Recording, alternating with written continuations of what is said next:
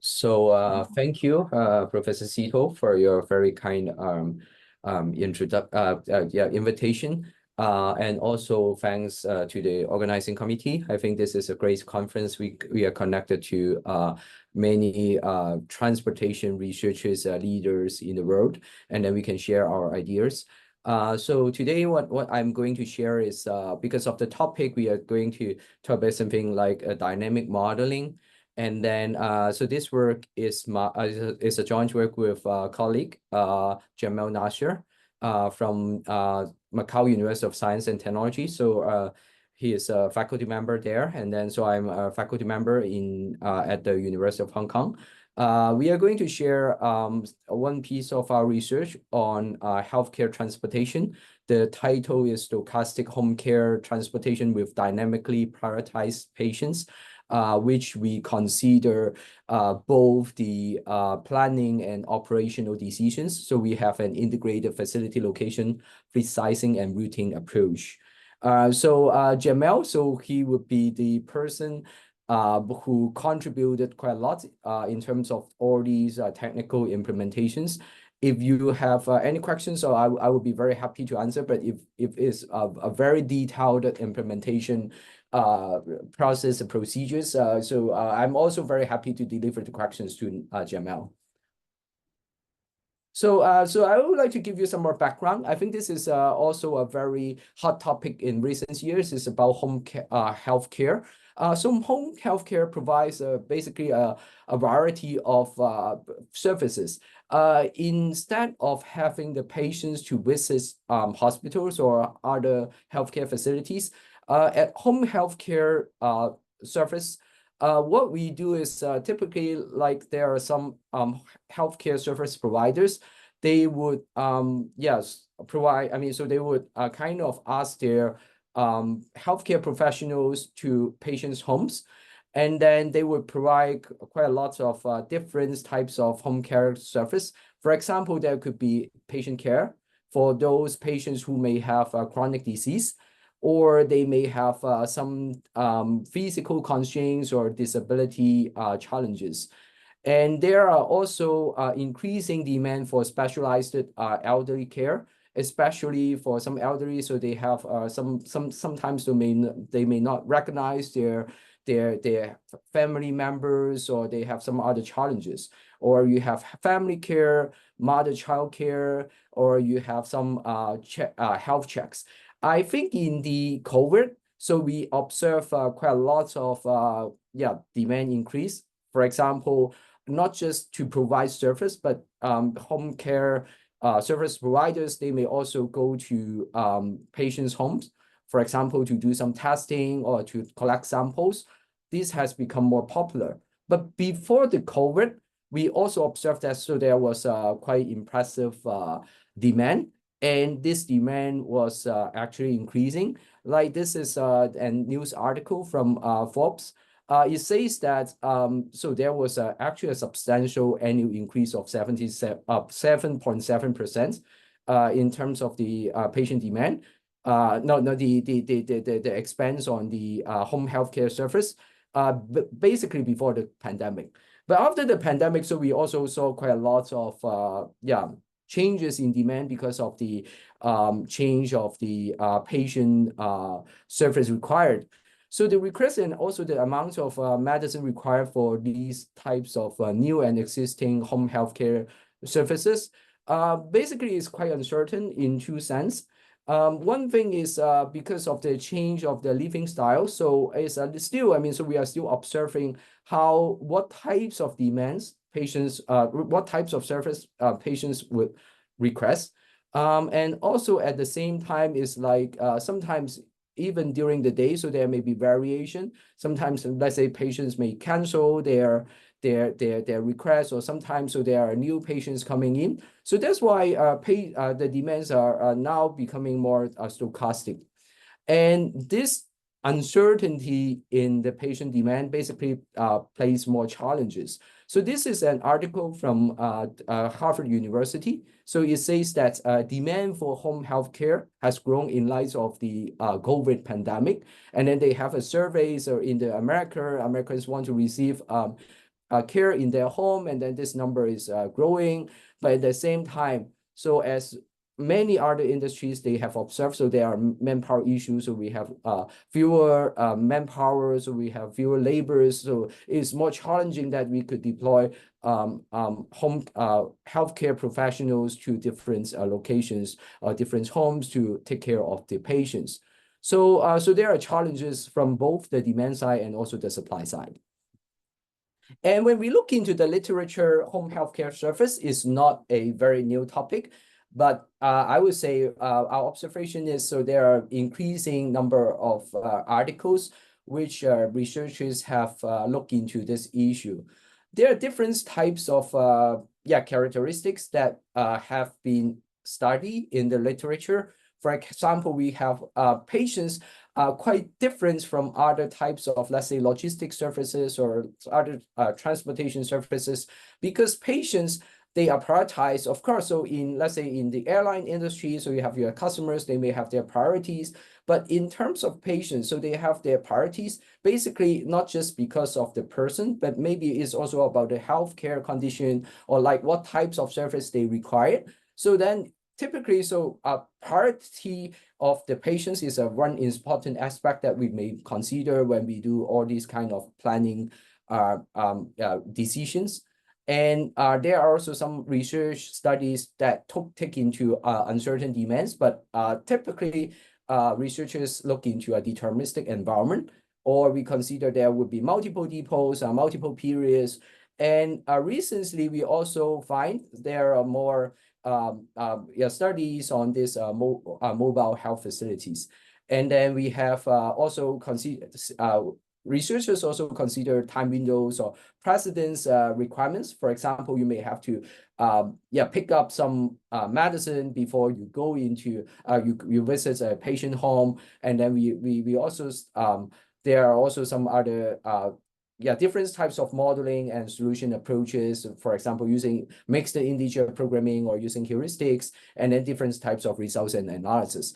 And in our work, we basically consider a very comprehensive set of key practical features which we have discussed. And then we also propose a new approach, which is so-called this chance constraint optimization model for our home healthcare problem. And then our solution approach is a hybrid simulated annealing approach. And then we also, based on our mathematical model and also solution procedure, so we have conducted a very comprehensive analysis. So the contributions of our work, so we propose an integrated multi-period, multi-depot chance constraint optimization model for location, capacity, and routing, and also scheduling decisions under home healthcare context. We consider patient prioritization based on both the nurses or service vehicles available, and also there would be a time-dependent patient cost function. So basically, the healthcare condition of the patients is also changing over time. And we also consider the involvement of location decisions. We develop a novel three-phase solution approach, which we consider the problem-specific patients cluster formation method. And also we use a hybrid simulated annealing and stochastic simulations approach to solve the problem. And then finally, we provide some insights based on our computation experiments. In this problem, we consider our problem a multi-depot, multi-period home healthcare problem with capacity constraints. And in our problem, we have patients, they are prioritized. I will talk about the patient prioritization later. And then we have our certain demands, because you don't know, like maybe we are doing planning, so we have some requests that we could accommodate in advance, but there are also some demands that we may not be able to accommodate, or anticipate. So we will consider uncertain demands.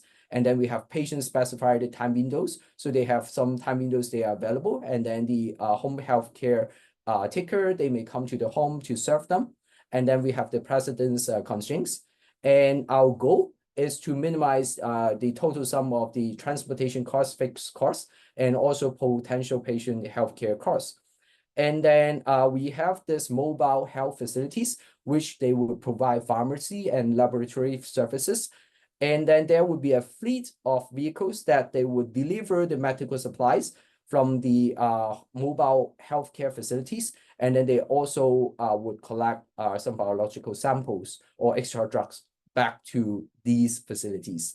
And then they start from their depot. So these vehicles, they start from their depots, and then they would visit the assigned mobile health facilities before they visit the patients. And at the same time, they would visit the same mobile health facilities again when they finish the service to have presented. So is it a full screen? I'm sorry. So I think let me see. I think there. I think so. Okay, it's a full screen. It is maybe because of the dimension issue. The screen size may not totally fit with your PowerPoint size, so there may be a problem of that. So you can go ahead. Don't worry. Okay, thank you, Professor Sito. And okay, so let me see. Okay, thank you. So then once you establish the mobile health facilities, then they would remain the same throughout the whole planning horizon. And then patients, they would be seen on any day during the planning period.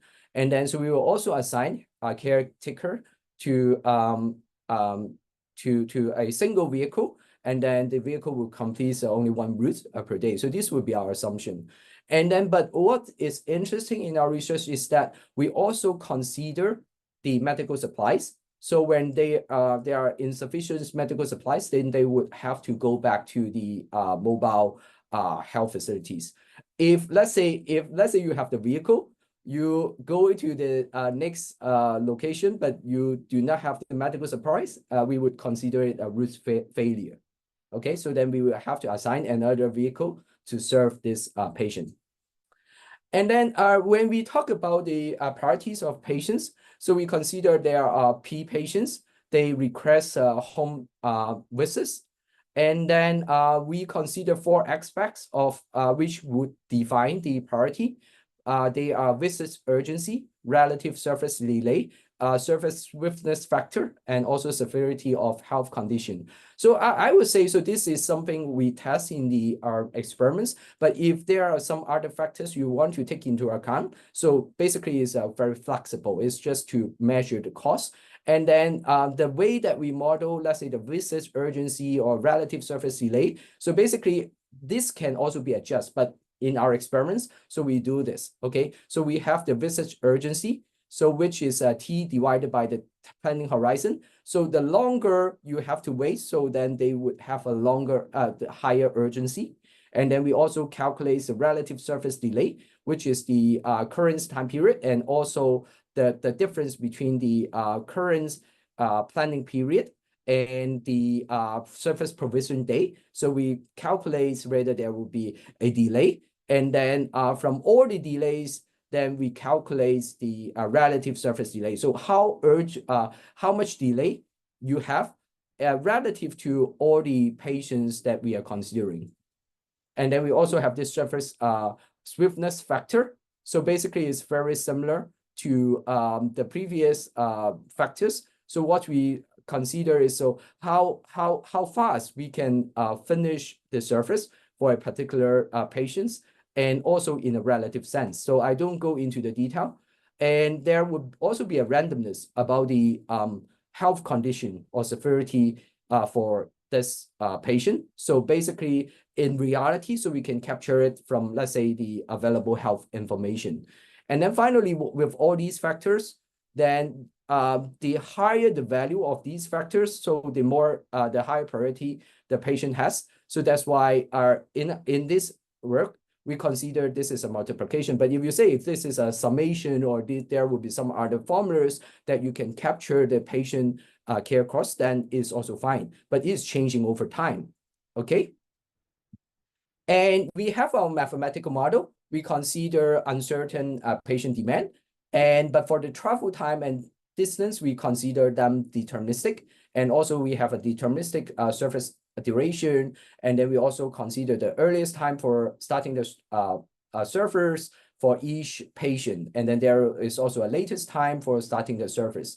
And then we consider the capacity of the mobile health facilities, capacity of vehicle, maximum working days, and so on. So many of them, they are very typical parameters that we would use it to model, let's say, vehicle routing problems. But later we will talk about what would be the special features in our work. We also have decision variables like whether vehicle travel along Rij in time period t, and then whether we would need a vehicle in time period t, whether we establish a mobile health facility, and then whether the mobile health facilities can fulfill the demand for a particular patient as time period t, and then whether we also calculate the start time of service. And this is our trans-constraint optimization model. And then we do have costs like, we want to witness, for example, Y is the mobile health facilities. So we want to minimize the cost, and then also the driving distance. And then we want to minimize the H is the routes assigned to on each day. And then ZJ is the mobile health facilities, and ADI, so that would be the additional distance caused by the route failure. So these are very typical vehicle routing constraints. What I wish to focus would be the trans constraint we have, like here, constraint 3, and also constraint 12, which we will have some discussion on that. Because of the stochastic demand, so we do not know exactly how the demands are utilized, realized, okay? So then we will consider whether when you have a vehicle, whether the capacity would be sufficient to satisfy the demand for the next patient. So because of the demand is uncertain, to model the uncertainty, we use a triangular fuzzy variable. We term it F tilde Ki. So basically, this is to calculate whether you have the capacity to satisfy all the demand so far, okay? And then we also bring into another terminology, which is so-called a credibility measure from the literature, how we model such uncertainty. As you can see in this formula, so basically, so these factors, so they so when you put them back into the constraint, so we can linearize the constraint. So the good thing here is when we put them into the model, we could treat them as mixed integer linear programming model, and we could solve them. Okay, so this is for the patient demand, whether we can satisfy the patient demand, okay, in the probabilitics sense.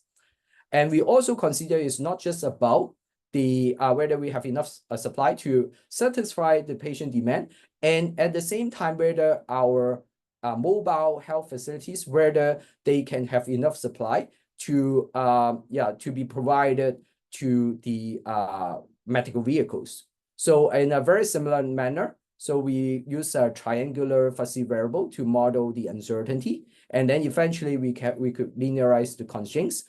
And then the idea is, so when we are solving the problem in each period, so we have a vehicle threshold index. So basically you can define, so your risk measure, whether you want to have, let's say, the demand to be satisfied in, let's say, 95% or 99%. So you can use this VTI to this threshold to define the risk measure. And then after that, because again, so what we are solving is basically mixed integer programming. So we could use some standard procedure. For example, in this in our research, we propose a three-phase solution approach. So basically, at the first phase, so we would do clustering. Okay, so we cluster the patients, and then we assign mobile health facilities. After that, so we would have a hybrid simulated annealing heuristic that we would construct the routes. Okay, so basically it's a very standard vehicle routing problem.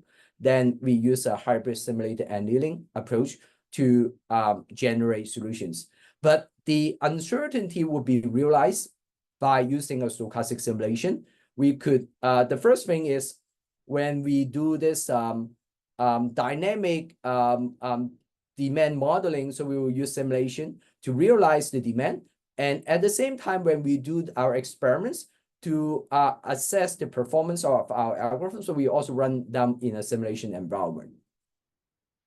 And this is our solution approach, which I may not wish to get into the details because of the time constraint. But the idea is when we solve the problem, we will use this roots density-based roots insertion algorithm to be combined into our hybrid simulated annealing to provide our solution. And we have our computational experiments. We utilize a realistic data set from Hong Kong. 96 patient locations. And then we also identify possible sites for our mobile health facilities. And in our problem instance, so we consider 10 problem instance, the maximum size would be 200 patients, okay? And we also consider, the maximum size would be 8 mobile health facilities and 7 vehicles. And in our computational experiments, we consider different measures. For example, we have the vehicle routes, the number of vehicle routes, the planned routes, traveling costs, patients' care costs, vehicle routes costs, and we have our total cost, total additional distance costs, the number of failed routes, total delayed patients, and total delayed time. And our first computational experiment is, so we have our performance evaluation. It's not about the stochastic optimization or the chance constraint part, but basically we want to test whether our hybrid simulated annealing approach is a good way to solve the problem. And then we compare it with the deterministic problem, which is solved by CPLEX, with our hybrid simulated annealing approach. You will see that for smaller scale problems, we could find solutions, the global optimal solution, okay? But as the size increase, then you will find for CPLEX, as many researchers have reported, CPLEX may not be able to solve problems with such large scale. Then they also spend a very long time to solve it, even like, let's say for 2 hours. So they would not be able to find out solutions. But in our case, so we do find solutions, let's say within 3 minutes and with an optimality gap of less than 2%, okay? So for those instances, we did not have the optimal solution. We will just use the lower bound to do this estimation. So you could expect that the gap would be even smaller than what you observe from this table. And then, so for the next experiment, so with our hybrid simulated annealing approach, we run experiments with different vehicle threshold index. So basically your risk measure. So how much risk you can accept for this shortage of, let's say, to fulfill the demand or to supply the medical vehicles. And then, so there are lots of numbers, which I don't think this is a good way to present. So that's why we have some figures.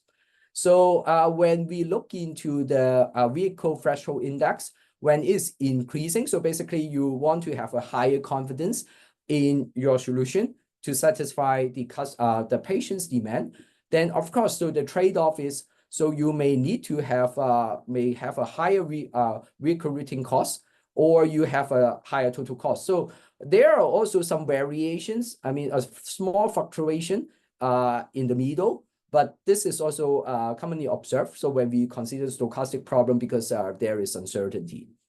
But in general, so if you have a higher confidence, so you would need to pay a higher cost. Okay, so because you are more conservative. And when we look into another case, so we have the patient care cost. So, and also we have this patient PRTC, we have this planned routes traveling cost. So all these kind of costs we also observe. So there would be an increase.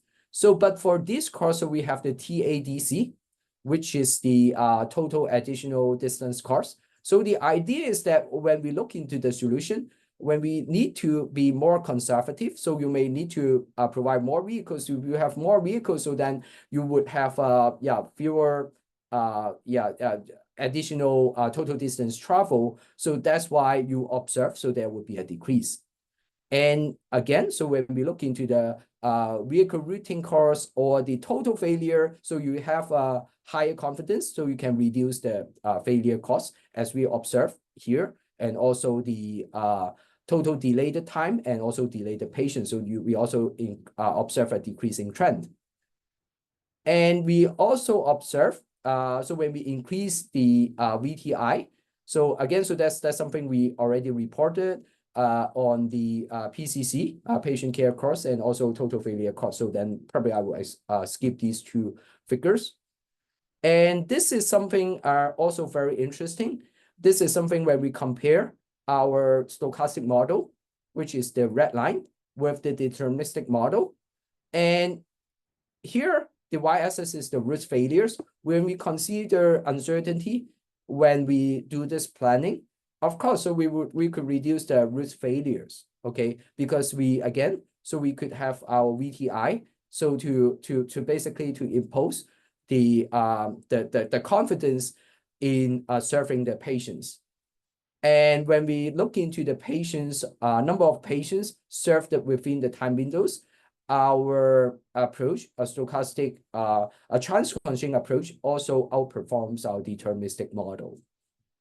So here are our conclusions. So we propose a chance-constraint optimization model that we consider the patient care costs and their priorities. We also use this approach to do all these kind of planning and operational decisions. So we would determine the fleet size, and then also and there also their routing decisions, which would respect their precedence requirements and also patient-specific time windows. Although this problem is stochastic, we use a fuzzy triangular variable to transform it into a mixed integer linear programming model, which we could solve it by many optimization solvers. And we propose this new approach, which we leverage hybrid simulated annealing to solve large-scale problems. Finally, we use our model to derive some insights. We also assess the effectiveness and efficiency of the proposed solution approach. I think that's all. So if you wish to get more details about the implementation, of course, we are very happy to contact us. And the details are also available in our new paper published in Transportation Research Part B. Thank you very much. Thank you, Dr. Guo. So the audience are welcome to put down your question in the chat box so that I can read it out and ask the presenter. And before that, I have a few questions. It is actually a very complicated problem. I also happy to see that this work has been published in TLPB, which is a top journal. But I want to clarify some things first. So for the problem, I think you did consider the ad hoc request, right? It's just dynamically you consider ad hoc request. Yeah, so we consider the ad hoc request. I think it would be more like we have you can consider we have some preset patients, okay? So they are already there, so you have a fixed list. But whether they would have requests, so that also depends on the whether they have the demand. So if they have demand 0, so we can also consider them so they do not have requests. But if this is positive, then they have requests. So we could model it in this way. So we use the variable. Yeah, I just want to clarify the problem statement first. So I understand the dynamic is a multi-pair problem, but I'm not sure whether all the demand or all the requests are given at time 0 or the no. Also, so because in the formula I didn't see how it captured the ad hoc request, because I don't know how you basically I didn't see how you handle the ad hoc request. This formula is a sub problem or is the formulation for the overall problem? Yeah, you are right, Professor Sito. I think there are some implementation details we did not consider. So one way is we use this realization of D. So basically is the demand of this patient. So if this is 0, then we do not have to consider the supply. Okay, so whether we need the supply to support a patient, and this patient would also be removed from this formulation. Okay, so am I correct that you are using the rolling horizon approach or NDP? Rolling horizon, but Okay. in rolling horizon approach, so we solve it. Also, we can solve it with MILP. Okay, I understand. So it's rolling horizon, then I can follow. So Yes. the second one is that I understand that you use the stimulus annealing, but given that this is a vehicle routing problem, so there should be other heuristic that can be used to solve the routing part. So why you choose the stimulus annealing, and is this better than other existing well-known heuristics? I think I haven't looked into really the comparison between the different heuristics, but we have this similar to annealing when we tried out. So we find out so the gap is small, so that's why we stick with it. But there is I agree with you. So there is no a theoretical basis that would claim. So similar to annealing would be the best heuristic to solve this problem. You're right. Okay, so You can I just replace it wonder with other algorithms, yeah. because I understand that there are other better, probably better, but may not be better in this case, but probably better other heuristics that can solve this problem, routing problem good. So You are that's right. why I just wonder what is the advantage of using similar. Maybe it is a non-population based, but that may be the only reason I can see because it is time efficient. Yeah. Okay, I still didn't see other question from the chatbot, but because I think the second presenter is also here, so it is better to let you finish, and then I invite the second presenter to give the presentation. Thank you, Dr. Kwok. Thank you for your Thank you, Professor Sito, and thank you all. Thank you. Thank you. Bye bye. The second speaker, Dr. Zhao. So you can share your PowerPoint, and then you are welcome to start if you are ready. So please share your PowerPoint first. Sure, yeah. Can you see my slides? Yes, yes, but you better use the full screen mode. Yes. Oh, I think I'm in full screen mode. Yes, now I can see the full screen mode. Okay, yeah. So yeah, thank you for the kind invitation. It's a great honor to participate in the Bridging Transportation Researchers Conference. So my name is Zhao. I'm currently assistant professor at the Department of Urban Planning and Design at the University of Hong Kong. So today the topic is data-driven travel demand forecasting for transportation system planning using deep learning. So as you can see from my home department, so this talk is a little bit more on the transportation planning side. So before I go forward, I want to acknowledge the work. So most of today's talk actually come from the dissertation one of my PhD student, Dr. Yuebing Liang, who recently defended her dissertation. Currently, she works at the Singapore MIT Alliance for Research and Technology, SMART, at Singapore. So yeah, for some of the technical detail, feel free to reach out to her directly. I also want to acknowledge some other collaborators for the works I will present. Dr. Guan Huang, who's currently a postdoc at my department. Fang Yiding, who's my PhD student, and also Professor Chris Webster, who used to be the dean of our faculty. He also co-supervisor for Yuebing. Okay, so some background, right? So I think everybody acknowledge the importance of travel demand, right? So travel demand patterns closely related to many urban and transportation challenges we are facing today. So that's why effective transportation system planning is important to enhance the urban mobility and alleviate the critical challenges such as traffic congestion, air pollution, and also obviously climate change, right? And to effectively plan this type of transportation system, we need some mathematical and analytical models to help us forecast travel demand under different proposed system design, right?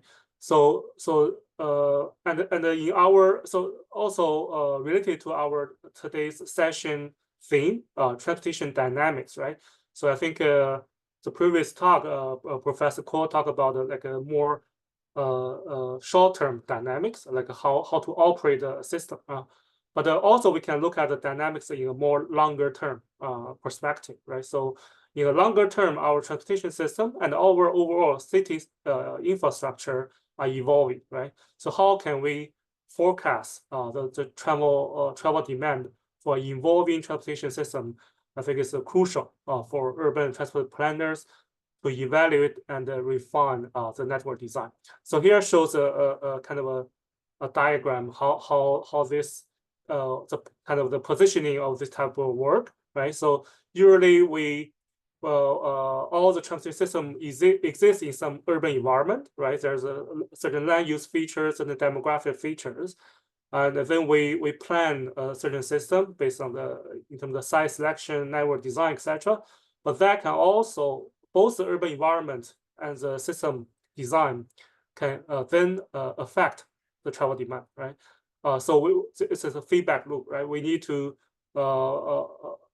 be able to forecast the potential travel demand under different system design parameters, which can help us better to assess and also optimize our system, right, based on the efficiency, congestion, pollution, safety, etc.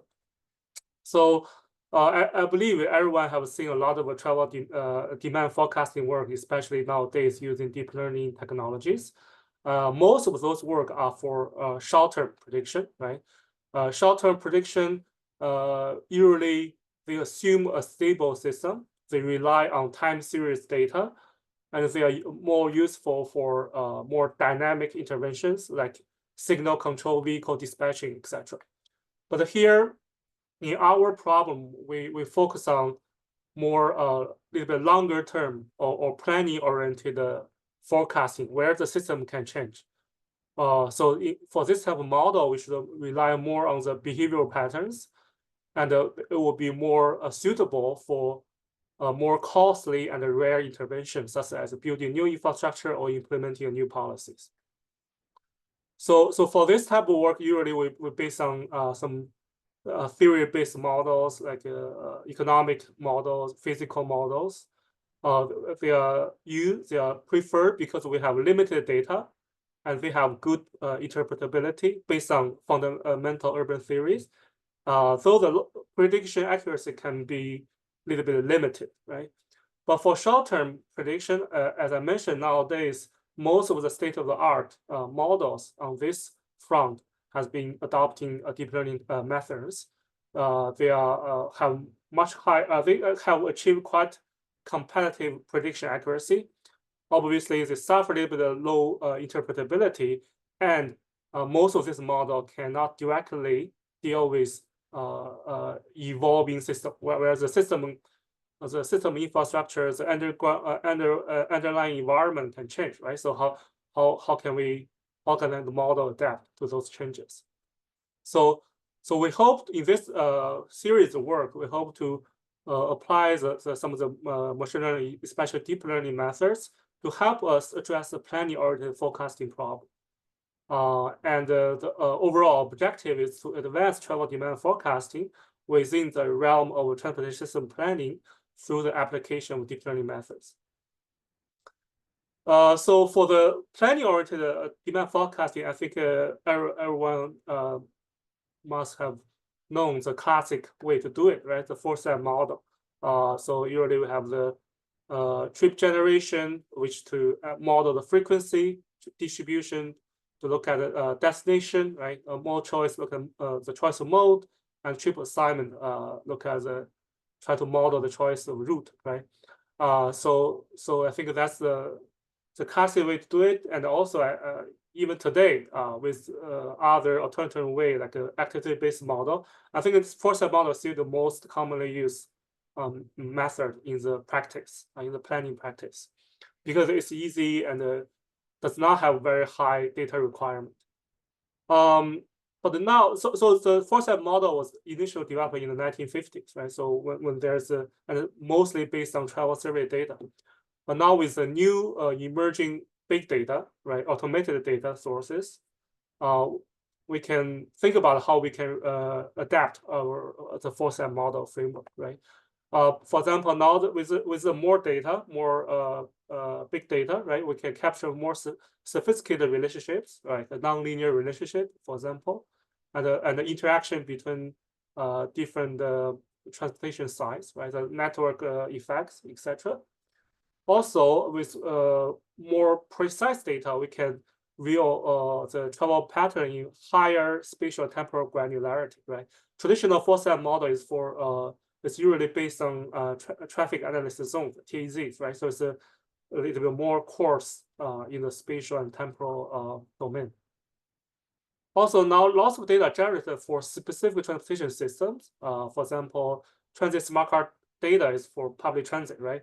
Later we'll talk about the back sharing transaction data, right? It's for back sharing system. So a lot of this data are system specific, meaning for system operator, they actually may not have to go through the mode choice because they have the very good knowledge about the demand for that particular system, right? And also, contrary, there have been a lot of deep learning based mode choice analysis studies, right? So we will not directly in our study, right? We will not cover the mode choice part. So we adapt the foresight framework, but we'll change a little bit. So we'll focus on the following tasks, right? First is the trip generation, which is to predict how many trips will originate or destined for new transportation size. This can provide an initial evaluation of total travel demand. The second is the temporal trip distribution to assess how travel demand will vary across different time of day and day of week. This to explore the variation in travel demand over time. The third one is the spatial trip distribution, which to predict the number and direction of trips between OD pair, right? So it's a field the whole OD matrix. This is to explore the variation in travel demand over space. The last one is route choice modeling, which here is to model the route selection behavior of traveler in planned rail network. This can help us to further analyze how OD flows are allocated across the network, right?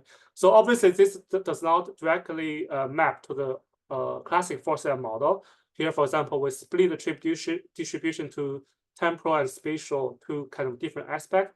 And for the trip assignment here, we haven't covered the traffic equilibrium domain, right? So here we'll purely focus on the route choice part. So this will be the 4 tasks we'll focus on for our works so far. Okay. So this overall research framework. Basically, we'll talk about these 4 different problems. So the first 3, actually, we use a back sharing system in the New York City as our case study.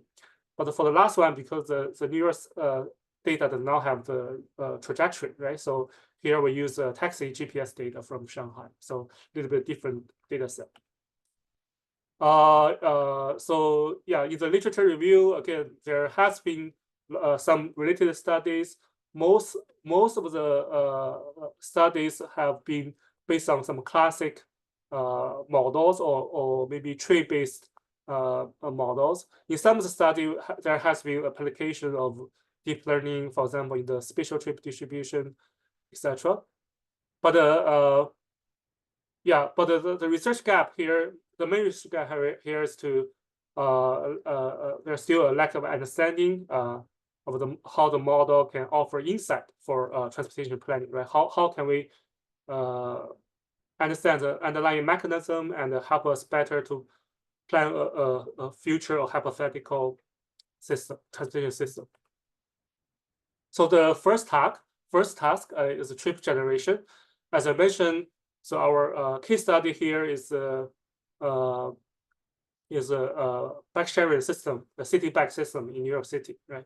So in the city bike system, it's a station-based bike sharing, right? So the transportation site here is a bike sharing station, and basically we at any given time, right, we observe the historical travel demand for the existing stations, and we hope to, and then we hope to grow the station, right, grow the network. So we plan new stations. So basically the question, how do we predict the demand for this new station as well as the existing station, right? So we utilize not only the historical demand data, but also the other data sources like POI, road network, population density, subway station, etc. So our proposed model is called a spatial MGAT, which is spatially explicit multi-graph attention network. So it will utilize the different data sources. So I think the key innovation here, so we will build, because in this case, we do not have as much network variation, right? Because we only observe a few different waves of network expansion. So we will utilize, we'll build a localized graph, right? Localized graph for each station. So we can better model the interaction between different stations, right? In the local neighborhood, right? So here our graph is not for the whole network, but for local network. That actually give us augment our this is kind of a data augmentation practice, right? We make it have allow us to have more data to work with and capture more robust relationship, right? And this model actually very somewhat, you can think of it as a generalized version of the classic spatial regression model, right? SLX, spatial lag of X. Here, basically, we allow it to be nonlinear. We allow it to have a more data-driven way to learn the spatial weights, right? Instead of assign a specific spatial weight. So this is basically a relaxed version of a classic spatial regression model. Okay, so we apply for the New York case study where during our observation period from 2013 to 2019, there's I think 4 different waves of major expansion, right?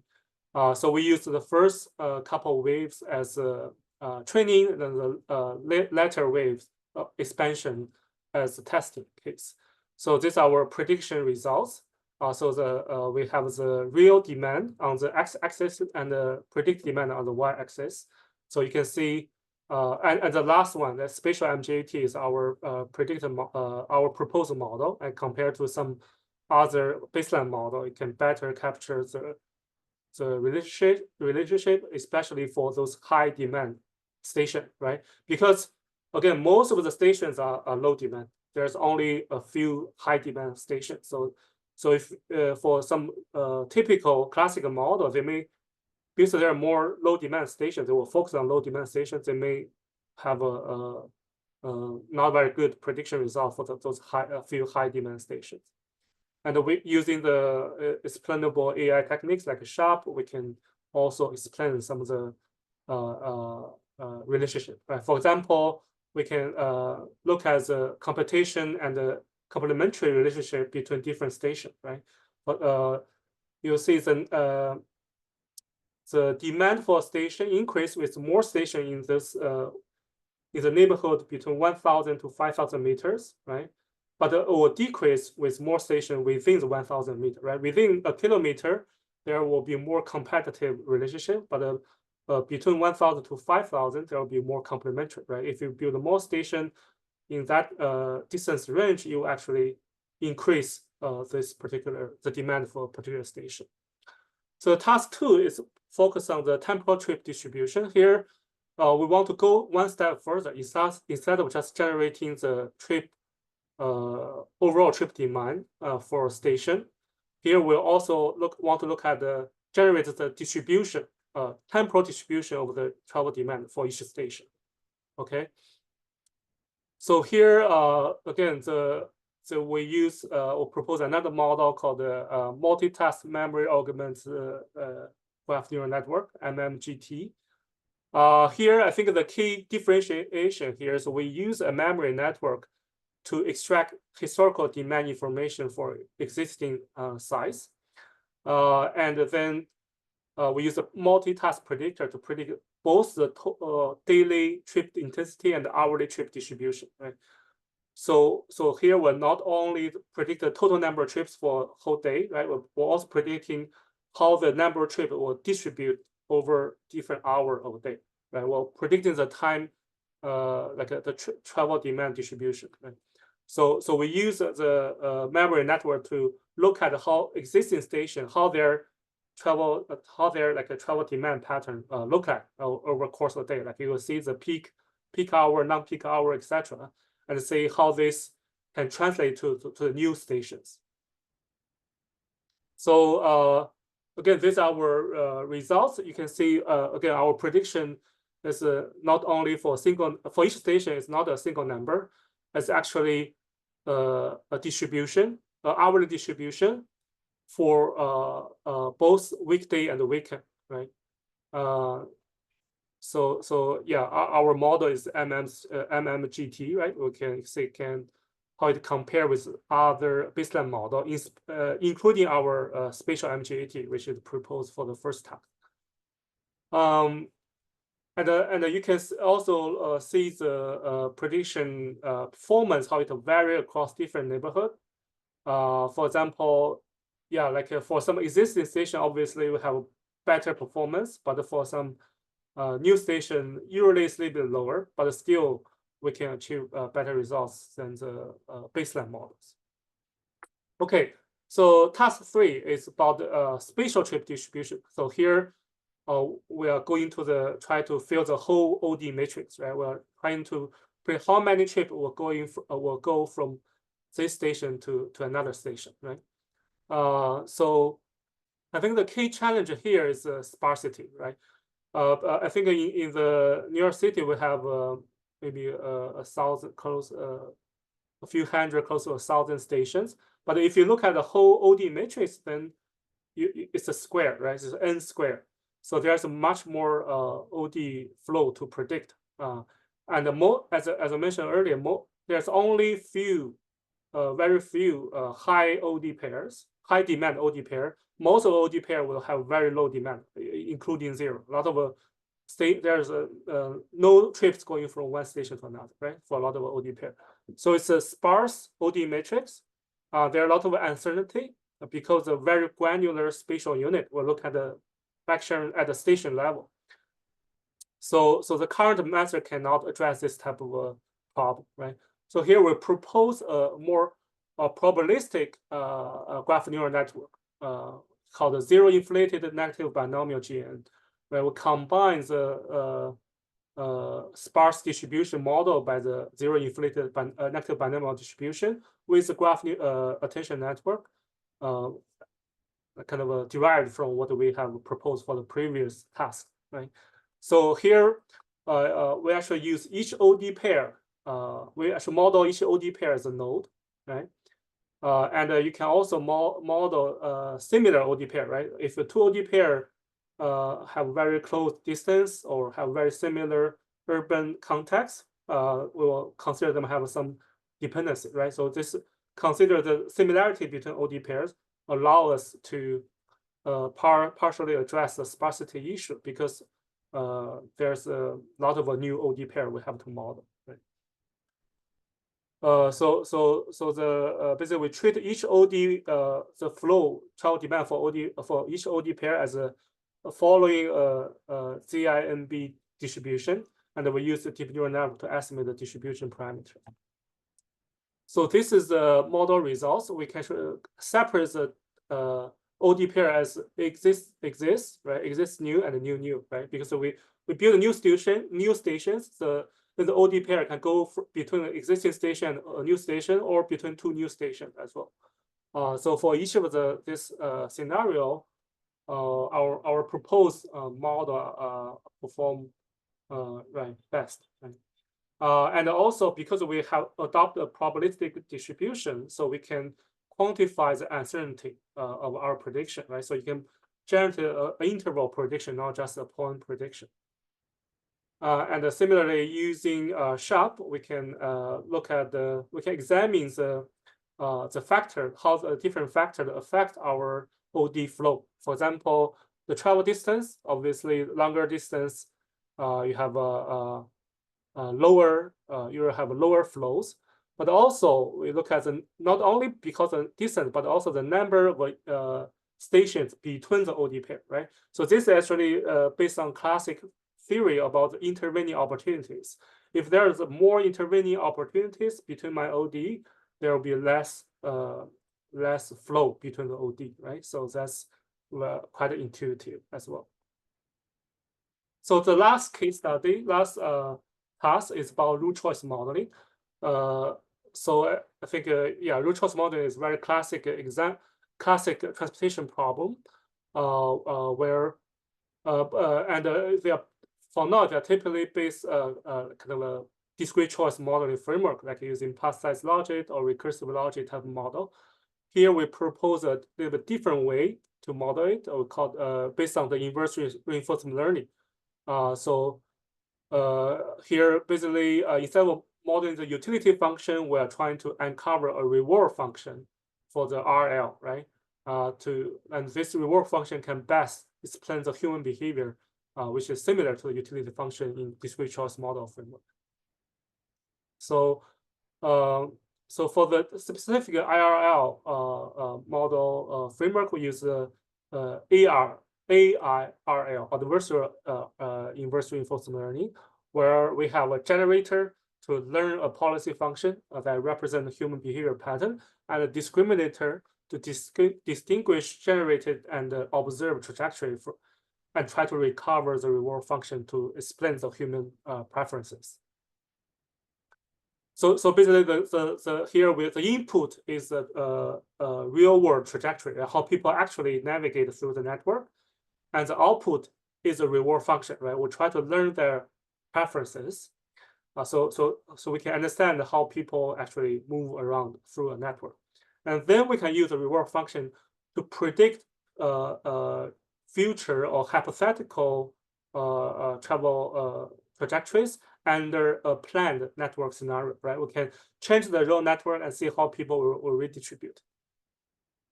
So the experiment here, we use, as I mentioned, we use the taxi GPS data from Shanghai. We choose the neighborhood, and we split the training testing data, and so these are performance, right?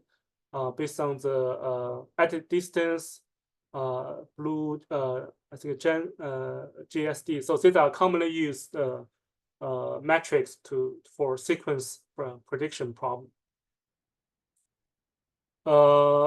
Okay, and also you can use, as I mentioned, once you have this reward function, you can use it to simulate like a route choice in hypothetical scenarios. For example, in this case, if we close the road link, right, how the trips would redistribute, right? These are under different model simulations. And also you can use this to estimate the traffic flow. Here, so yeah, here we use a route choice model, right, to simulate the traffic distribution.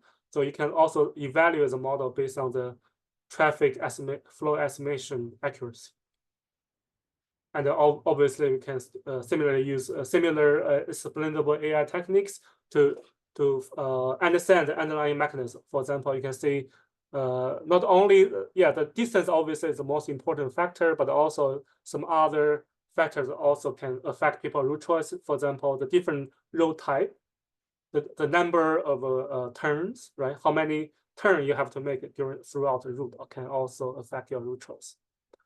So so here's the conclusion. We propose a adapt 4-step framework for travel demand forecasting within transportation networks, use deep learning to enhance long-term travel demand forecasting for transportation system planning.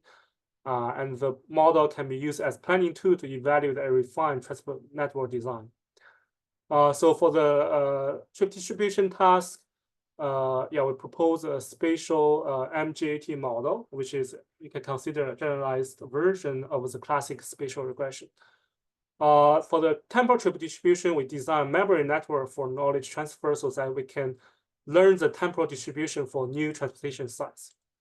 For spatial trip distribution, we design a OD graph learning technique, which treats each OD in trace as following zero inflated negative binomial distributions. So it's kind of you can use that to quantify the uncertainty of the outcome, right? Then the root choice model is I believe the first deep IRL framework for root choice modeling, and it can be used to recover reward function to explain the human routing preferences. Some discussions. The proposed model, can be adapted for diverse transportation system modes. Currently, I have another student who are working on how to use the model to better to adapt it to the public transit system planning scenario. Also, you can integrate a different model in different ways. For example, currently the spatial and temporal distribution, trip distribution are kind of separate. In the future, probably they should be integrated, so can predict the more refined travel demand distribution.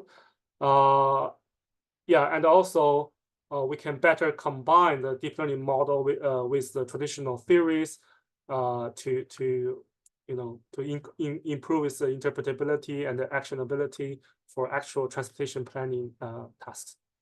Some limitations and the future research, we probably need more experiment to validate the model adaptability. And also currently the model are mostly applied for evolving transportation system, meaning you have some history of the existing system, then you can predict how we can grow it in the future, right? But for now, it cannot be applied for planning a system from scratch, right? If an entire new system, the current method cannot do it. So for that type of task, we probably need to do some knowledge, apply some knowledge adaptation technique for core city learning, right? Can incorporate more diverse high-dimensional data types, street view, social media, etc.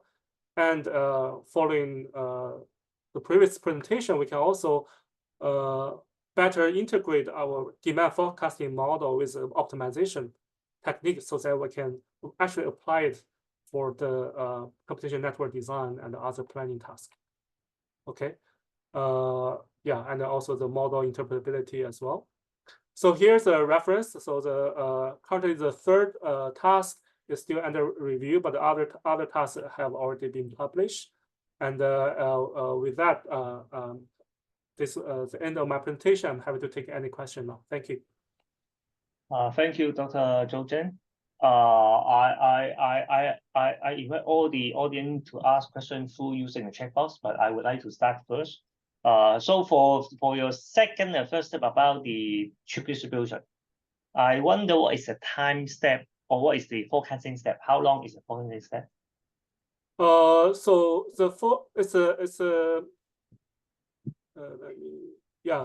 for now it's we are predicting so the time step here in the actual case study is a month. It's a month, okay. But we are not only predicting the next month, we're predicting how many arbitrary months from now. Okay.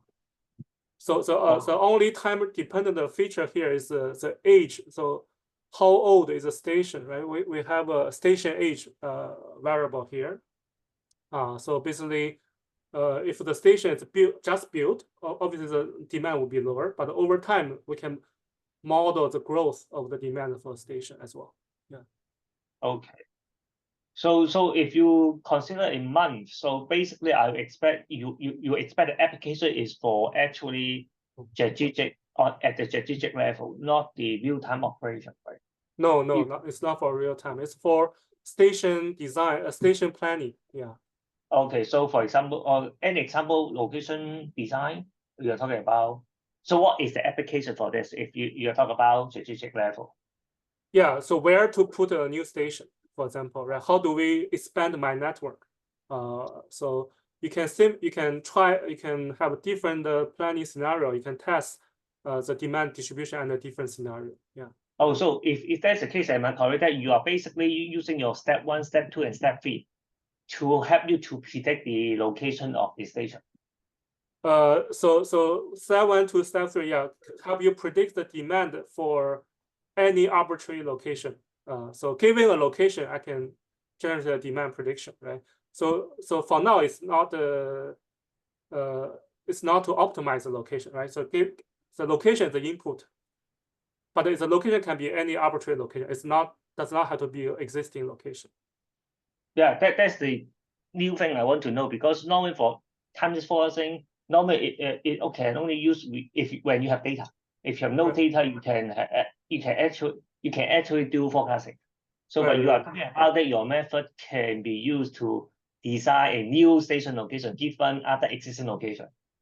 Right, correctly. So here's the input that we need to know the surrounding urban environment, like the population distribution, land use, etc.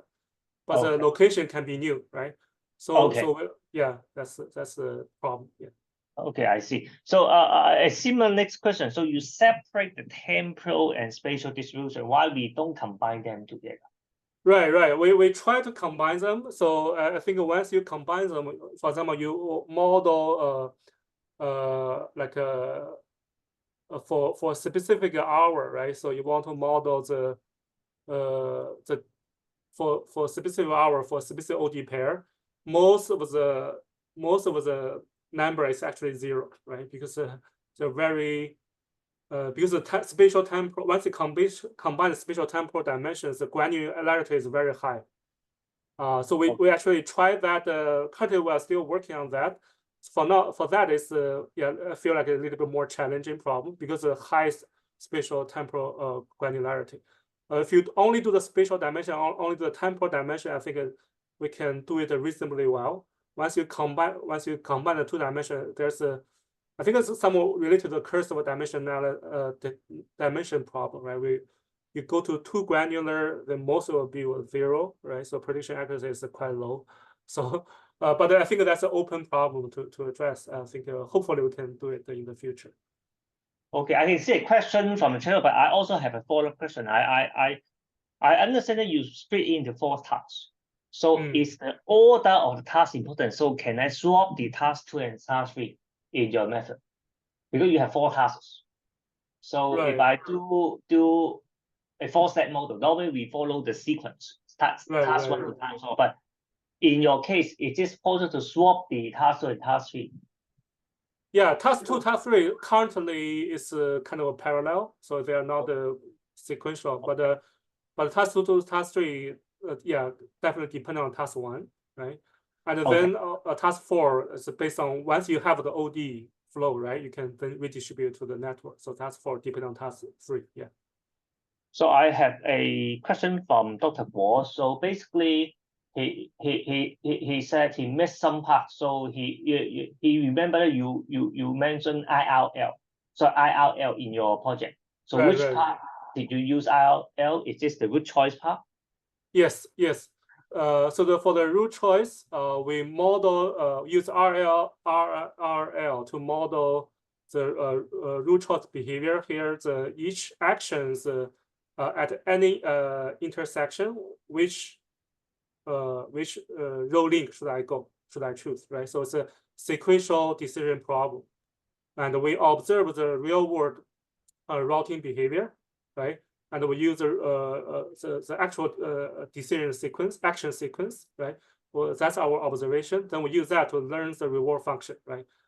Basically at any intersection, which way do I go, right? So this is similar to the recursive logic model, which has been proposed like many years ago, but So the IRL framework has been used in route choice modeling before. Here we just add a more like use the deep RL to learn the more kind of a sophisticated reward function. Yeah. Okay, but I still have a follow-up question. So because you use taxi data or talk about taxi trajectory, are you talking about the occupied taxi trajectory or the Yes. empty taxi trajectory? Occupied. Yes, occupied only. Okay, thank you. So Thank I you. didn't see any other new questions, so I would like to thank Dr. Zhao for his interesting presentation. Thank you very much. Thank you. So now I would like to invite the third speaker, Dr. Jintao Ke, to talk about his simulation project. Dr. Jintao Ke, you can start now. Okay, thank you. Thanks, Professor Sito, for his introduction and introduction. Yeah. So I'm Jintao. I'm from the Department of Civil Engineering, from the University of Hong Kong.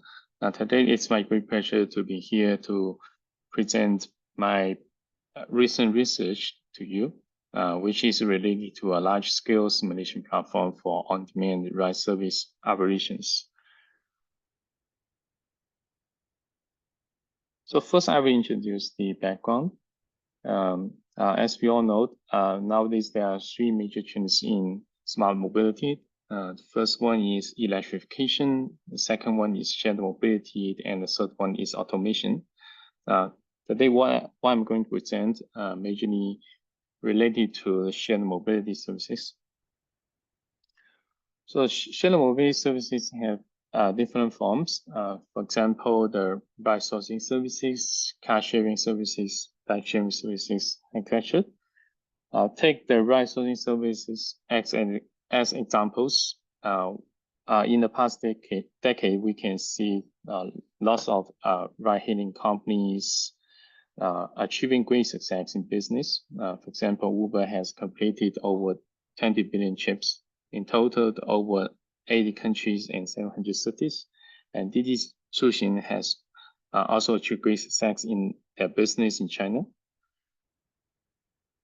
So in this kind of services, on-demand ride services, there are lots of interesting research questions and challenges. For example, from the perspective of the platform, they may care about how can they estimate the passenger demand in real time, and how can they match drivers with passengers in real time, and how can they set the price for passengers and the wage for drivers, and when there are lots of idle vehicles, how can the platforms relocate the idle vehicles from one place to another to mitigate the supply and demand imbalance across the space. From the perspective of the government, they are more interested in the social impacts of ride-hailing services on traffic congestion and public transit usage. And based on this understanding, they are interested in how can they design appropriate regulations to enhance the social welfare. So talking about the matching between passengers and drivers, there are typically two ways or two mechanisms. The first one is broadcasting mode, which means when the platform receives some orders, they will broadcast to nearby idle taxi drivers, and the drivers have freedom to accept or pick the orders they prefer. So this is the first mode. The second mode is dispatching mode, meaning that when a platform receives some passenger requests, they will directly assign to specific idle drivers. And normally the drivers do not have the freedom to reject the assignment. So you can see that the dispatching mode is more like a centralized optimization, while the broadcasting mode is more like more like a user equilibrium, where each driver can pick the orders that may obtain the highest utility for individuals. for them instead of for optimizing the total system performance. So no matter for the broadcasting mode or dispatch mode, there are lots of operational issues. For example, in the broadcasting mode, one interesting research question is how can the platforms determine the matching radius? So as we can imagine, when the platform increase the matching radius, there will have two effects. First one, when they increase the matching radius, they can increase the matching speed between the passengers and drivers, because the passengers can get information of more drivers, and the drivers can get more information of the passengers, so they can more quickly be matched to the passengers, right? So this is good for the system, but on the other hand, when the platform increase the matching radius, it is possible that those faraway drivers pick the orders, so that the average pickup distance will increase. This is not beneficial to both the system and passengers, because they will increase passengers' waiting time for pickup. So there is the trade-off here. We should not set a too large matching radius or too small matching radius. So we should balance the trade-off and dynamically adjust the matching radius in the real time to maximize the overall system performance.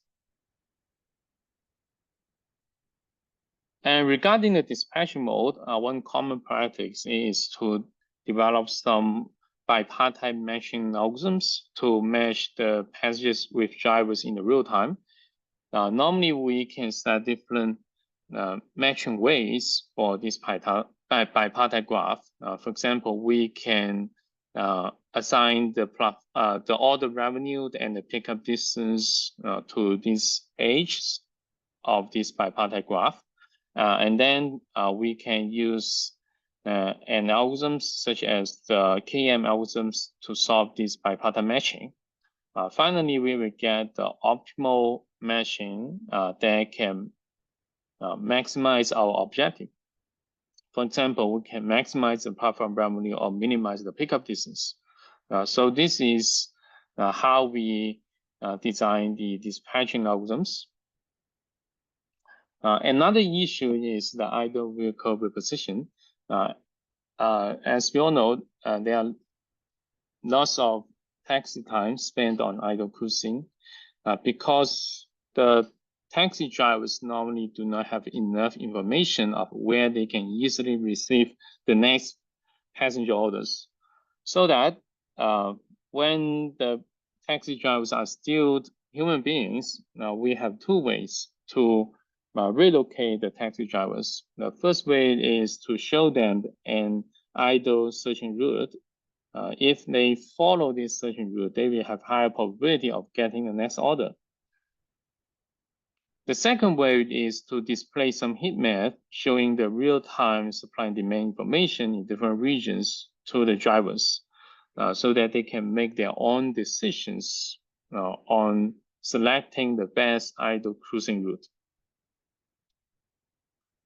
So just now I mentioned three operational problems, one for the operation, one for the broadcasting, one for the dispatching, and one for the idle taxi repositioning. But solving these problems are quite complicated because the taxi system or ride-hailing system is a very complex dynamic and stochastic system. So if we use some static optimization models, it may not be good enough to develop some real-time operating strategies. So we are thinking that whether we can combine the optimization with artificial intelligence, which can help us to dynamically adjust our operating strategies in real time in response to the supply and demand conditions. However, if we are going to train and test AI models, we need a test bed. For example, if you train an AI agent to play a video game, you need a video game, right? The same, if we are going to train an AI model to design the operating strategy, we also need a testbed. And even though we do not use AI model, we use traditional optimization models. We may also want to test different optimization models and select the best one before we actually apply them into the real market. So we also need a testbed. So this motivates our project to establish agent-based simulation platform for the taxi system. So next, I've introduced the simulation platform. Our simulation platform is operating in real transportation networks, and it can check the real-time and dynamic movements of vehicles in real time. And we can check their full trajectories, and each driver and each passengers and agents with their own behaviors. And there are four major modules in our simulation platform. The first one is matching. Second one is pricing. The third one is repositioning, and the last one is routing. I will introduce them one by one. In the matching module, we have integrated some algorithms for the broadcasting mode and dispatching mode. And in the routing module, we calculate the shortest path over a map. Here we use the OpenStreetMap as our network, and then we use some classic algorithms to calculate the shortest path over this map. The pricing module is responsible for estimate passengers' willingness to pay, which means we are going to predict at what price the passengers will be willing to use the taxi services. This module includes some behavioral parameters, which are calibrated using some surveys. The last module is repositioning module, which can simulate drivers' idle cruising behaviors. We have integrate some baseline models, such as the random walk, where the drivers randomly cruise on the street to find the next passenger, and some behavior models, as well as some simple optimization models. Of course, the users can train and test their proposed complex and efficient repositioning modules based on our simulator. So these are some details of our simulation platform. I'm not going to talk about too much details, but I just want to mention that our simulation platform is an agent-based simulator in which each passenger and each driver is treated as an agent with their own behaviors. For example, each passenger has their origin and destination and their tolerance for the maximum waiting time, and their willingness to pay given different prices, etc. And each driver has his speed, his status, like idle, cruising, or pickup, or delivering, etc. And they also have their current location, current speed, their working time, etc. And in each time step, we will go through different process, like the order dispatching, the assignment of drivers to passengers, and order generation, pricing module, repositioning module, etc. And we repeat this process again and again, and update the status of passengers and drivers in the system again and again. And finally, we can run the simulation. Now, we use a few data sets to calibrate our simulation platform. First, we use some public data set from Manhattan, New York City, and from Chengdu and Haikou, which is published by DD. to calibrate our simulation platform. And we also use some private data set from Hong Kong to calibrate it. As I mentioned, we also conduct some survey studies to estimate passengers' willingness to pay and willingness to wait. That is their sensitivity to price and waiting time. And this is a demo of our simulation platform. We have already open sourced it in this GitHub website. And recently we have published a paper in the Communication in Transportation Research. And if you're going to use this simulation platform, you can just download it from this GitHub website. So this is demo showing the movements of the taxis in different status. For example, the yellow color represent the taxis are in idle cruising state. The green color represent that the taxis are picking up the passengers, and the red color represent that the taxis are delivering the passengers to their destination. And we also we are also establishing a simulation platform for Hong Kong taxi market, and this is Kowloon, and the system is the same, but because the Hong Kong data is not is private data set, is not published, so we do not open source this part. We only open source the simulation platform based on the New York City. And we also test the accuracy of a simulation platform based on a data set from Hong Kong. So here you can see that when we check the occupancy rate of the taxis in different hours, we can see that our simulation results is very close to the real trajectory data. The overall error is around 12%. And we also compared our simulated results with some surveys based on the average monthly income of the drivers. And we find that the drivers' average income are also quite similar. So based on these two criteria, we can say that our simulation platform can will simulate the Hong Kong taxi market. And as I mentioned, we have conducted some surveys. So I just quickly go through this part. We have distributed 1,000 questionnaires and asking different people their maximum willingness to wait and their willingness to pay. Like what is the highest price you can accept for such a trip order? What is the maximum waiting time you can tolerate when you wait for a taxi, etc. And these are the questionnaire design. I just skip this part.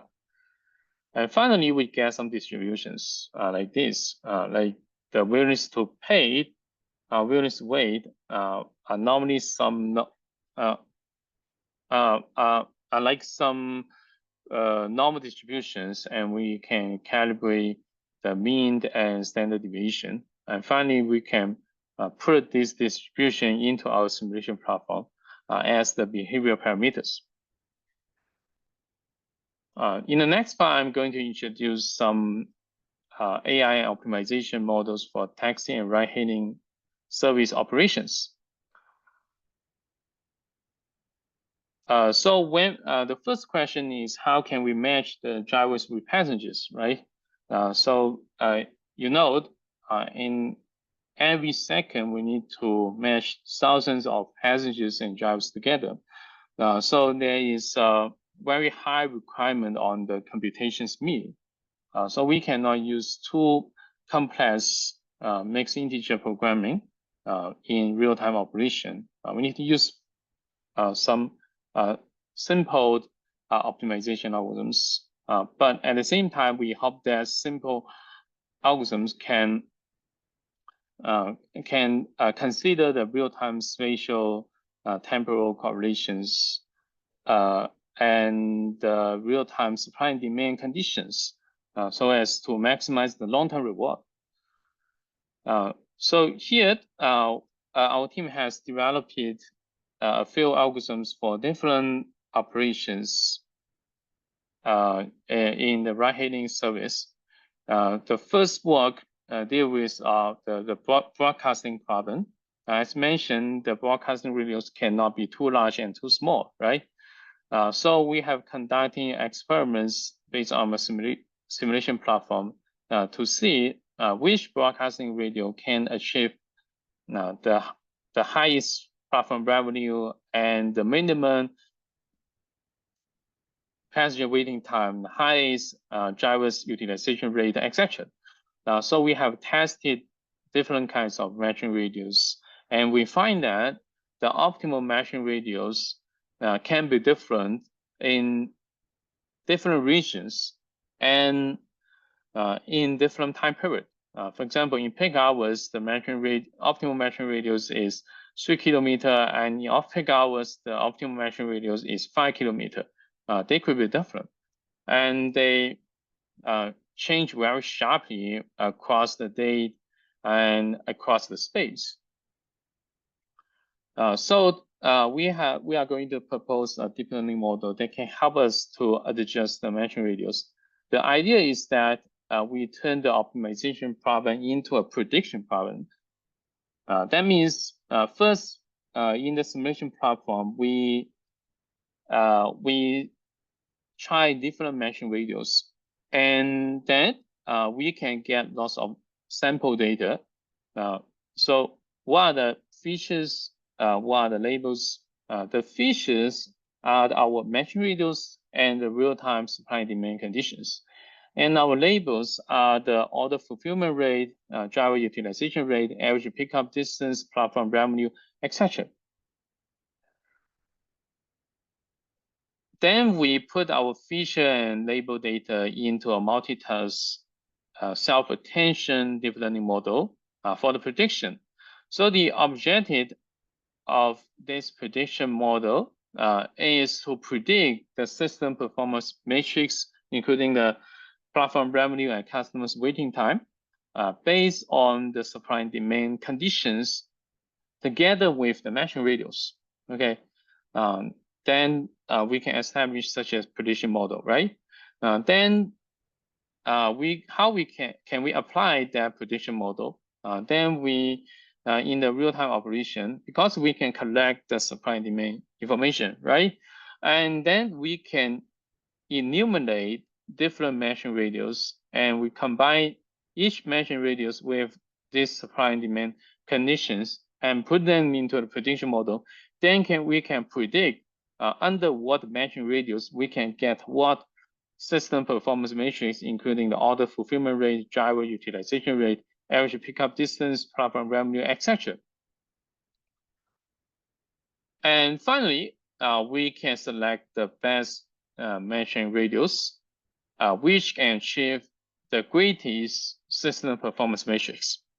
Because we have eliminated lots of matching radius, and we predict which matching radius can generate the best system performance, and then we select that matching radius. So this is the idea of the first study about the broadcasting mode. These are the details of the multitask learning model. Due to time limitation, I'm not going to the details here. And there are also some algorithm design, and I'm also going to skip this part. And finally, I just want to mention that based on some simulation study in the Manhattan area, we show that our proposed model can achieve better performance than the baseline approaches. So the second study is related to the dispatching mode. As we mentioned, in the dispatching mode, we need to develop some bipartite matching algorithms to match the passengers with drivers, right? But this kind of static optimization models are typically myopic That means they only looks at the current batch of passengers and drivers. They do not consider the impacts of our decisions on the future supply and demand conditions and the future decisions. Now, however, in reality, our matching strategies will affect our future supply and demand conditions, and which will further influence our future matching strategies and future supply and demand conditions. So our decisions and the environment are interacting with each other. Therefore, we hope we can combine the optimization models, the bipattern matching optimization models, with some reinforcement learning to help the optimization model to be more far-sighted to maximize the long-term reward. So we typically separate the whole system into two parts. The first part is online optimization. The second part is offline learning. In the offline learning, we train the reinforcement learning model based on our simulation platform. And finally, we can get the future values of different time, different space, different action, etc. And then in the online optimization, we do not need to train the reinforcement learning model again. Instead, we just extract the future values from the reinforcement learning model, which has been trained in the offline learning stage. We just extract those future values, and then we add them to the edges of these bipartite graphs, and then we can also solve a bipartite graph matching problem, and then get the optimal matching. So this is one example. So in a typical bipartite matching problem, we maximize the short-term reward. Like we have 2 taxis here and 3 passengers here. Then the best matching is to dispatch these 2 taxis to pick up the first and second passengers because they have higher instant reward, right? And if we add some future value, then the best matching becomes dispatching these 2 taxis to match the first passenger and the last passenger instead of the second passenger, because the last passenger has higher future value. This future value somehow represent the expected next ride reward after dropping this passenger. For example, the destination of this passenger is a CBD area or airport. So after this taxi drop off this passenger at his destination, the taxi will have high probability of getting the next order. So this passenger will have a higher future value. So this is the physical meanings of this future value. We just use the reinforcement learning model to help us to estimate the future values. And then we establish some reinforcement learning model to estimate those future values. So here I'm not going to the details. We just train some reinforcement learning model to learn the future values and then to help the optimization model to maximize the long-term reward. And we can also apply the reinforcement learning model to the idle taxi repositioning problem. The framework is quite similar, but we can design different kinds of reinforcement learning model.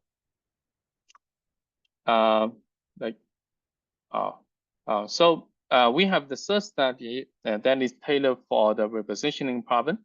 In this study, we design a framework that has 2 stages. In the macro stage, macro level, we train a reinforcement learning model for region-to-region reposition. That means we reposition one taxi from one region to another region, but we do not give the specific searching route for that taxi driver, right? And then we go to the micro level.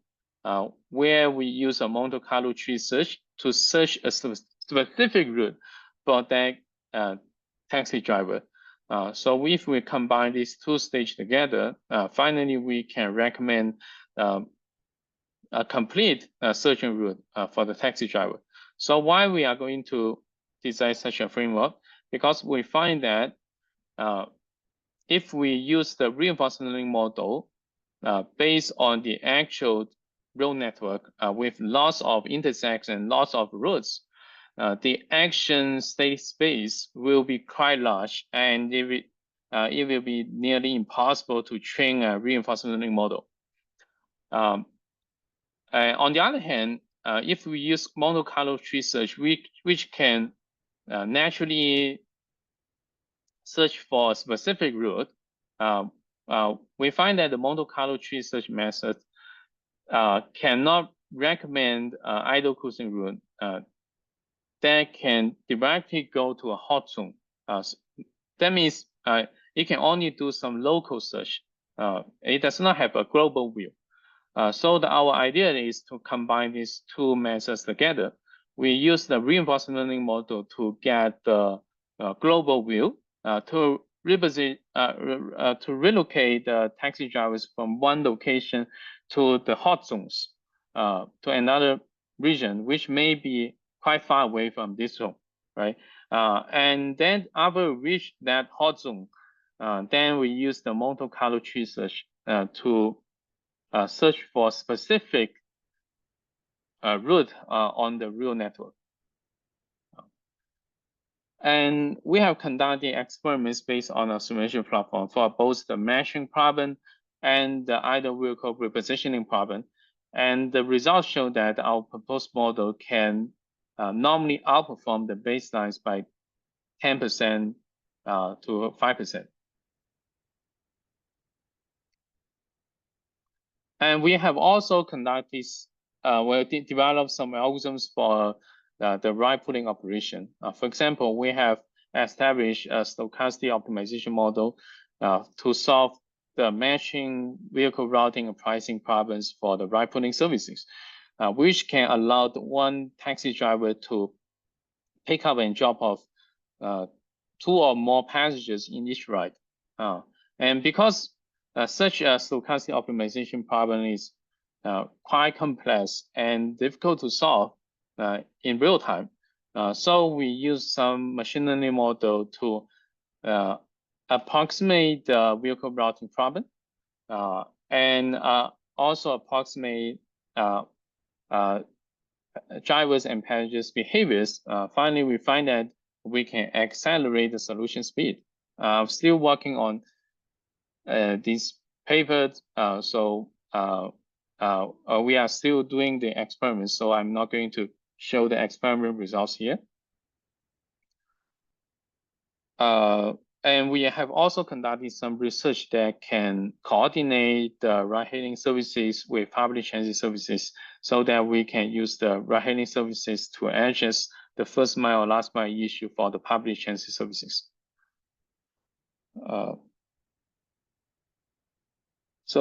Finally, I'm going to introduce some applications of our research.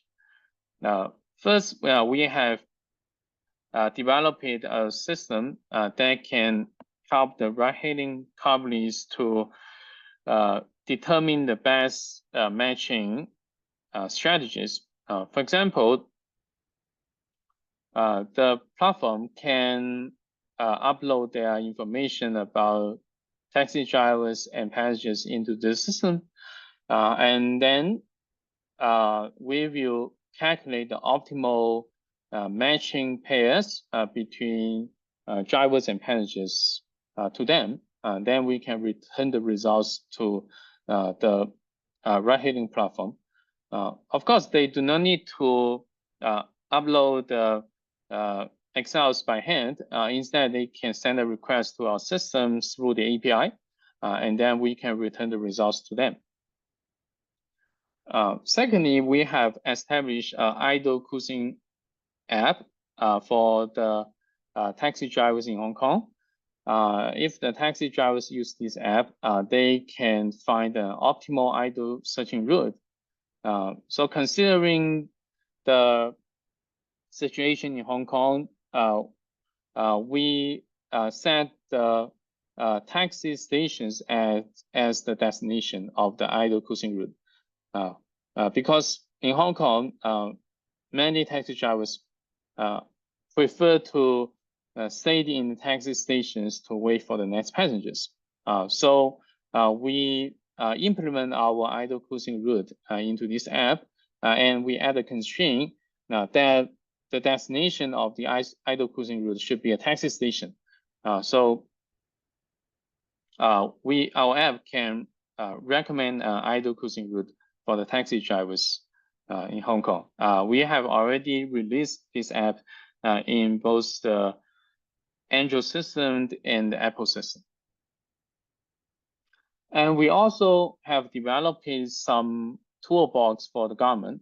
And in every year, the government need to adjust the taxi fare and may even adjust the taxi fleet by issuing more taxi license. Although the Hong Kong government has not issued new taxi license for many years. But in the future, it's possible that they may adjust the number of taxi license, right? Anyways, we have developed such a toolbox for the government to analyze the market performance, the expected market performance, given different taxi fare and taxi fleet size, so that the government can predict what will happen if they increase the taxi fare or issue more taxi license. So these are the application of our research. And talking about the future research directions, now first we can extend our simulation platform to a mobility as a service system, and we can also use such simulation system to estimate the carbon emissions, and we can also help with the natural disruption management, like scheduling the shuttle bus for MTR system when they have some metro stations broken down. And we can also establish some simulation platform and similar optimization and AI algorithms for other kinds of on-demand services, like the last mile delivery services, food delivery services, etc. So to summarize, in this research, we have established some simulation platform for shared mobility on demand, and we have developed some optimization and AI algorithms to solve the pricing, matching, ride pooling, repositioning problems in these systems. So these are the relevant research of this study. The first paper has been accepted by the Communication in Transportation Research. It introduced our simulation platform. The second paper talks about the coordination between ride-hailing services and public transit services. And the third paper talks about the repositioning problem. The last paper talks about the broadcasting mode. So this is my talk, and thank you for listening. Any questions are welcome. Thank you, Dr. Ke. So I would like to invite all the audience to ask questions, but I would like to start first. So my first question is about the radius, the broadcast radius. From the result, I'm not sure whether there is a specific pattern for the radius. For example, is any correlation between the radius and the duration? For example, is the radius larger during the off-peak hour, or is the radius smaller for the off-peak hour? Any insight from that? We have some insights. Normally, the optimal radius will be smaller in the peak hours and larger in the off-peak hours. The reason is also quite intuitive. So in the peak hour, because there are lots of passengers and drivers, right? So if you set the smaller matching radius, it can help you to reduce the pickup time, right? Because you don't know which drivers will pick up that passenger when you broadcast a passenger order to the drivers. You don't know, right? Maybe a faraway drivers may pick up your order. So if you set a relatively small matching radius, you can help you to select those drivers which are close to the order, so you can reduce the pickup time. So this is beneficial. But in the off-peak hour, because you have very small number of passengers and drivers, and if you set a small matching radius, it's possible that the drivers and passengers wait for a long time without getting matched to each other. So on the off-peak hour, we should set a relatively large matching radius. Yeah. Okay. A follow-up question. So because I use another app, a Hong Kong taxi app, so sometimes I submit a request and then I wait for a long time, even there's no match. So I need to do another search. So how can we do a better job for this? Because I submit a request, I wait for a long time, and then I receive no request. I think this also relates to the matching radius. But yes. The procedure may be a bit different because I submit the order to the app. And then sometimes, especially during the peak hour, I probably cannot get a taxi because taxi driver can decide not to pick up my request, unlike your broadcasting problem. Yeah.